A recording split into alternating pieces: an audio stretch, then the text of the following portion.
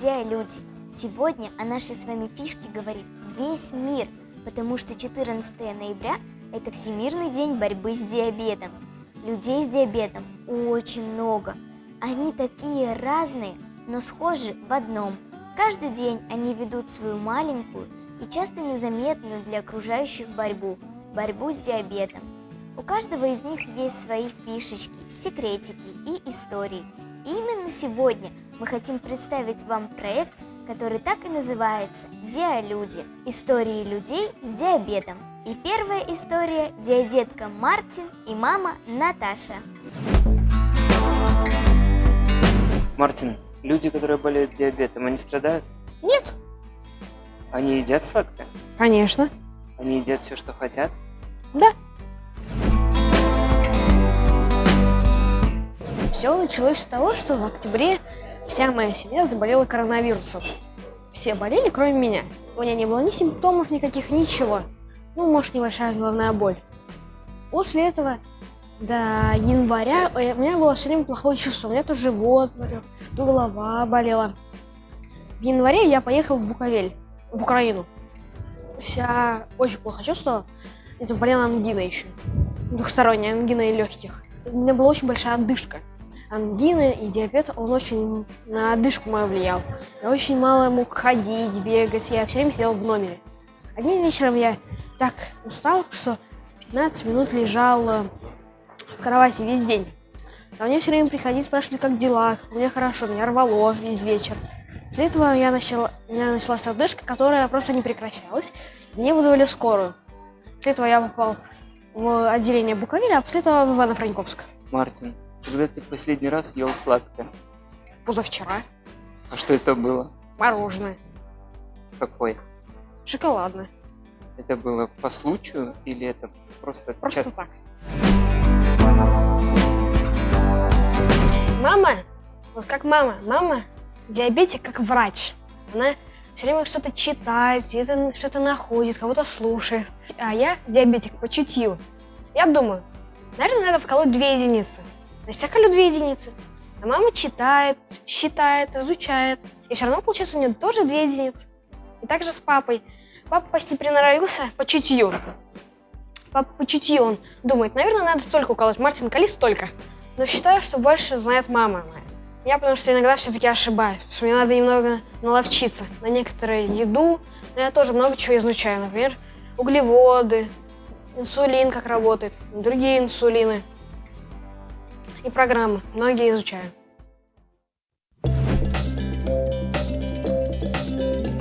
Очень много накопилось у меня за год истории.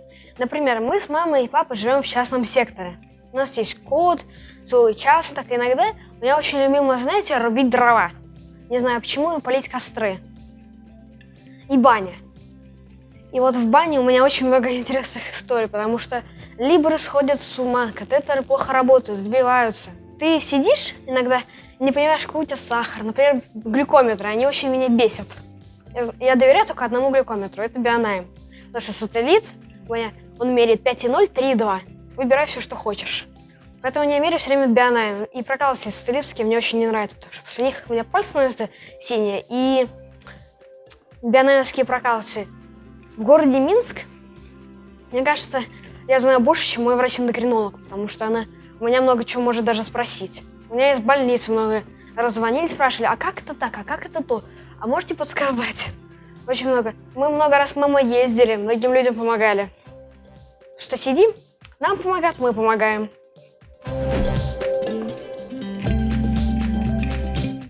Про школу. У меня очень хорошие одноклассники, мне с ними очень повезло, потому что они восприняли меня нормально. Они меня поддерживали, много чего спрашивали, интересовались. Учителя у меня тоже очень хорошие, они везде поддерживали меня, очень много спрашивали. Разрешали, Мартин, если тебе надо, можешь выйти, можешь все что сделать. Главное, чтобы было все хорошо. Я видела очень много детей, которые на меня смеялись, говорили, что я другой, что я сладкого переел. И очень многие такие люди вообще не любят слушать. Им в одно ухо влетело, в другое вылетело. У меня такие бывшие одноклассники были, потому что они мне сказали, что они просто кричали сладкого переел, сладкого переел, сладкого переел. Это очень бесило меня. У нас в школе такое правило. Убираем телефоны. Ничего, никакого телефона, ничего на парте нет. Мне все разрешают делать, потому что мама написала записочку, меня теперь пускают. Взял телефон, ввел инсулин через телефон, и все. Сидишь дальше. Если надо выйти, я могу просто взять, встать, выйти. Мне скажут, мне даже учиться спросят, все хорошо у тебя? Точно? Одноклассники, они мне однажды подарили даже много напитков на день рождения без сахара. Подарили мне фанту без сахара, спрайт без сахара, с разными вкусами. Я их очень за это люблю. Я иногда тоже всякие безделушки привожу. Про спорт. У меня в спорте никаких проблем нет. Я занимаюсь яхтингом, да. Чтобы мне туда было куча справок выписывать, согласия, родителей, не родителей. А потом все как-то забыли об этом. Тренер не спрашивает ничего, дает мне обычное задание, я занимаюсь спокойно. Обычные дела делаю, мою яхту, все делаю. Потому что люди, очень многие считают, что это прям болезнь, что таким надо сидеть в больнице. На самом деле это вообще не так. Ты можешь делать все, что угодно, у тебя все хорошо, все отлично. Никто об этом даже не вспоминает, если хорошо об этом узнать. Просто ты начинаешь с человеком говорить, он даже забывает об этом. Если ты как-то упоминал, он что-то спрашивал, он сразу забудет об этом, потому что никаких отличий нет вообще. Кроме всяких с едой проблем, когда ты ешь что-то, когда приносят всякие банкеты, эти столы, тогда только, может, люди и вспоминают. Про бабушку. У меня две бабушки, одной 60, другой 80. Которой 80 мы решили все-таки не рассказывать, потому что у меня такая бабушка, она все время мне будет говорить травки пить, то пей, сё пей. Мы решили не рассказывать, потому что у нее еще со здоровьем плохо очень. У нее есть проблемы. А которой 60, нам пришлось рассказать. Мы ее пытаемся вот все время отучить готовить все с мукой. Котлеты с мукой, отбивные с мукой, хлеб, батон, пирог, сахара куча. Сначала мы вывезли весь сахар, привезли кучу сахарозаменителей. А вот с мукой это реально проблема. Они всю жизнь готовили с мукой, поэтому не могут никак отучиться от этого. Все с мукой, вообще все.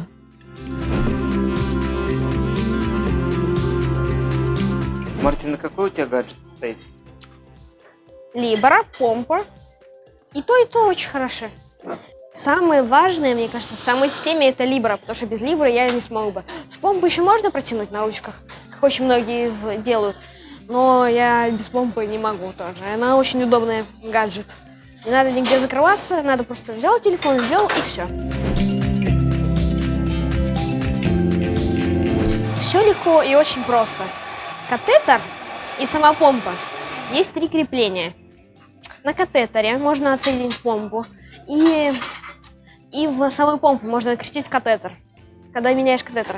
Когда ты плаваешь, ты просто берешь, отсоединяешь от катетера. Катетер остается на месте.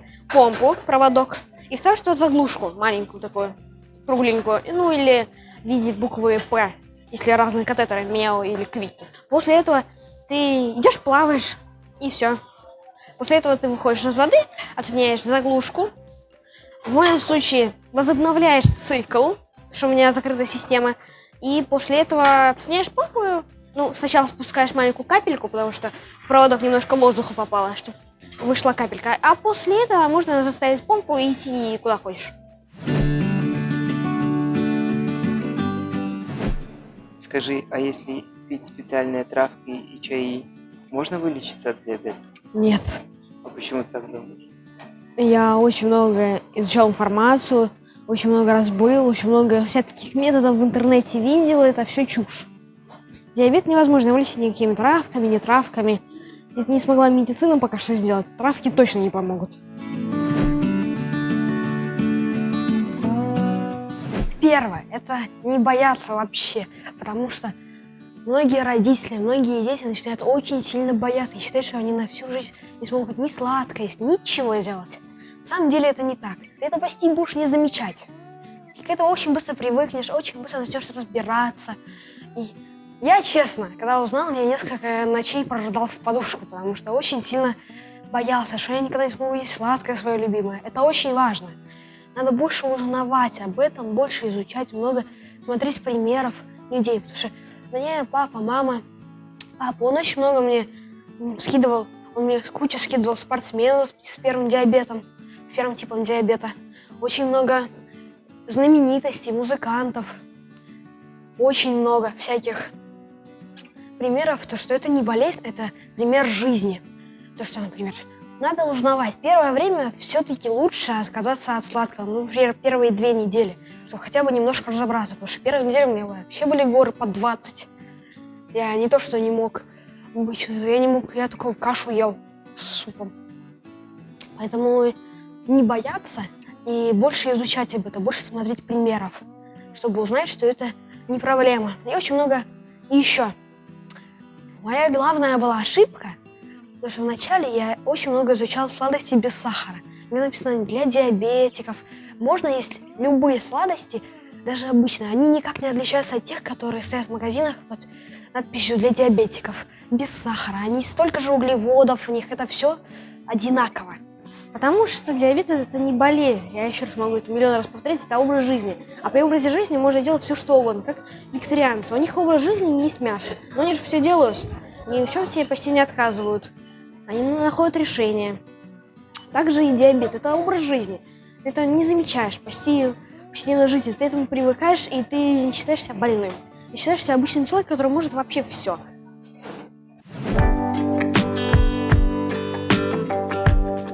Я диамама. Нашему диабету почти год, еще года даже нету, с января месяца. Сейчас октябрь. Мой ребенок сейчас на помпе. Метроник мы пользуемся, потому что шприц-ручки нам не зашлись от слова совсем. Мне сначала никто не говорил, что у нас диабет. Ребенок попал в реанимацию и сказали просто, что у него сахар в 20-ку. Врачи занимались тем, что пытались избить сахар. Диагноз диабет я услышала немножко позже, дня через 2. К сожалению, мы оказались в реанимации не в Беларуси.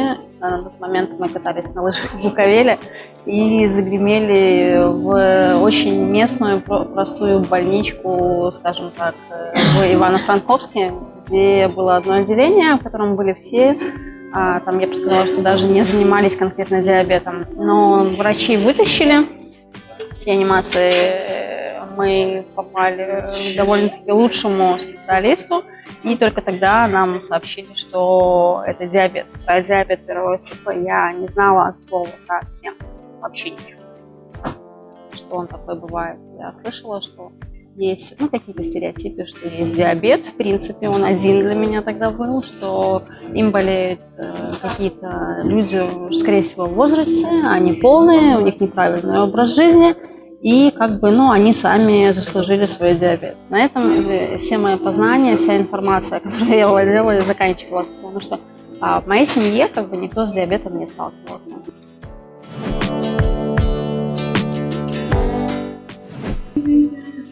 Это уже другой человек, это однозначно. У нового человека другие проблемы в жизни уже. Как компенсировать свой диабет, как об этом рассказать своим друзьям, как сделать так, чтобы никто не шугался, что это не страшно, не заразно. Это просто человек уже с другими приоритетами.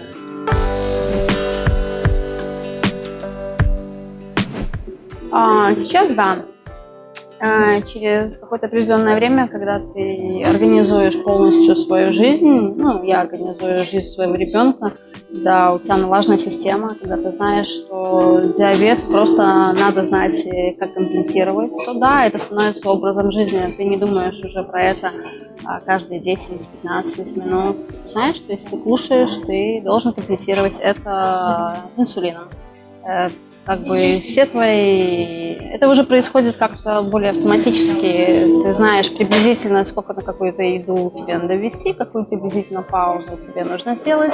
Продукты с высоким гликемическим индексом нет. Как быстро они подскочат. У тебя в голове уже просто какой-то диабетический калькулятор, и ты можешь по тарелке сказать, сколько тебе надо подколоть. То есть это уже не становится работой. Ты так быстро прикидываешь, колешь, кушаешь и уже смотришь по состоянию. Если у тебя горка сахара, ты подкалываешь.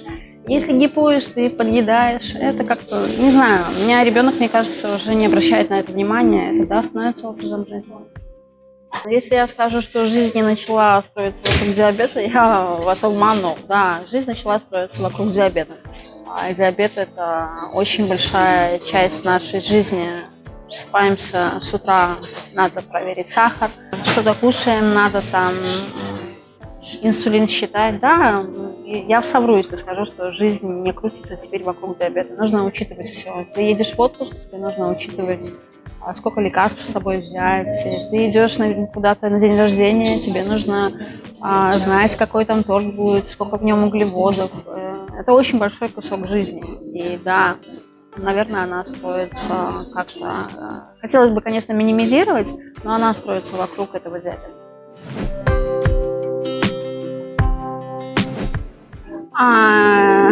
Очень такой спорный вопрос. Ну, это образ жизни папы, мамы точно. Бабушки у нас не все в курсе. Дабы не травмировать психику пожилым людям, одна бабушка у нас не знает. Одна бабушка знает, активно умеет считать пищу, всегда на телефоне, если надо что-то там. Если она готовит только по рецепту, что я ей дала, взвесит гречку, посчитает углеводы. Но она говорит уже Мартину, сколько там грамм гречки, и он уже сам решает, сколько ему надо подкалывать инсулина.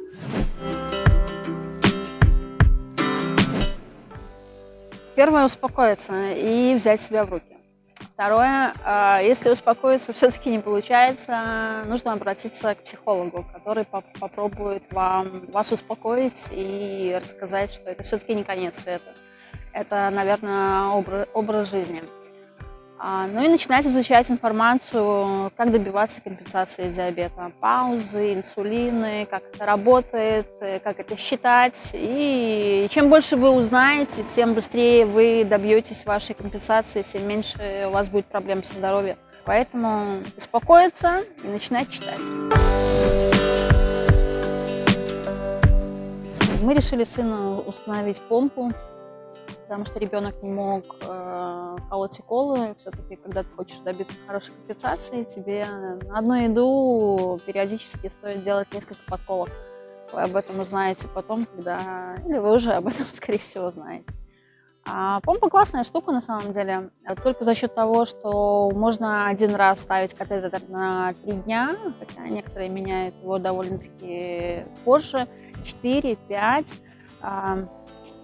Еще это все-таки у вас улучшится компенсация, можно регулировать базальную скорость. В дальнейшем вы, может быть, сможете даже установить себе петлю. Петля – это классная штука, она будет думать, она снимет с вас очень много работы. Она будет за вас думать ночью. Если у вас гипо, она будет приостанавливать подачу инсулина. Если у вас сахар растет на ту же зарю, как у нас говорят, АПС будет, не АПС, какая-нибудь петля, будет подкидывать вам больше инсулина. То есть закрытая петля для диабетиков, я бы сказала, что это вещь, к которой надо стремиться. Она снимет с вас очень много работы и очень сильно облегчит вам жизнь. Поэтому если у вас есть возможность начать этим заниматься, то вам нужно обязательно это сделать. Мой ребенок с диабетом первого типа ведет абсолютно такой же образ жизни, как и все остальные дети. У него тренировки по яхтам, он занимается яхтингом 3 раза в неделю. Он занимается репетитором по английскому, он ходит в школу, у него очень много друзей. Мы путешествуем, отдыхаем на море. Мы ходим в кинотеатр, едим попкорн, поэтому если подходить к этой болезни с умом, то ваш ребенок абсолютно ничем не будет отличаться от всех других, поверьте. Привыкайте к той мысли, что вы будете 24/7 для своего ребенка врачом, педиатром, главным эндокринологом, потому что каждый диабет индивидуальный, и поверьте, никто не будет особо сильно вникать в диабет именно вашего ребенка. Поэтому вы будете учиться подбирать дозы, компенсировать, настраивать петли, покупать помпы, и вы будете этим заниматься только вы и ваша семья. Не рассчитывайте на то, что вам кто-либо будет в этом очень сильно помогать. Да, конечно, часто, особенно про то, что вы же не едите сладкое, а когда вы это уже перерастете, и что это где-то лечат, просто мы об этом не знаем. Диабет – это образ жизни. Да. Нет, это не больно. Да, к сожалению, это навсегда. Но я верю в то, что кого-то ждет Нобелевская премия, и когда-нибудь кто-нибудь все-таки придумает, как эту болезнь лечить.